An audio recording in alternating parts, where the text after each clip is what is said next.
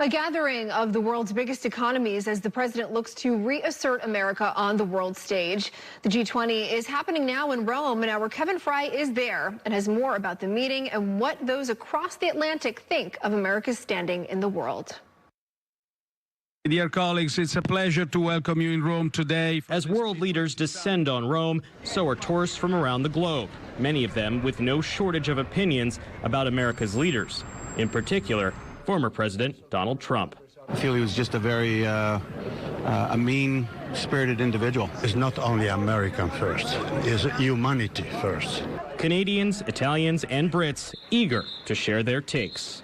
He's done good things, and he's done things that have made us go, ooh, don't like that much. Manish Chad leads an online journal in India and is in Rome to cover the G20 summit. Because a lot of Indians, not the establishment, were a little uncomfortable with Trump. He's a maverick, you know. I mean, Indians are traditional people on the whole.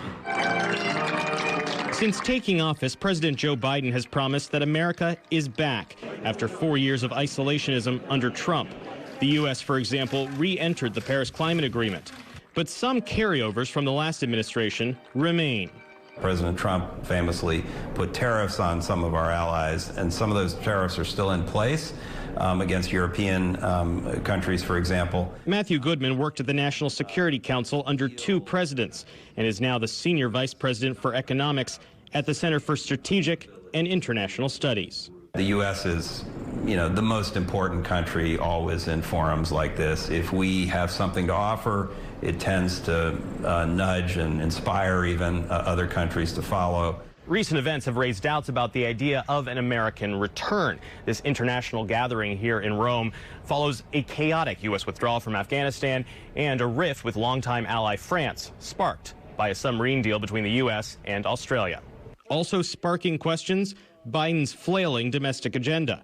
Goodman says foreign leaders are watching as Biden and Congress negotiate a pair of massive spending bills to invest in infrastructure, social programming, and the fight against climate change.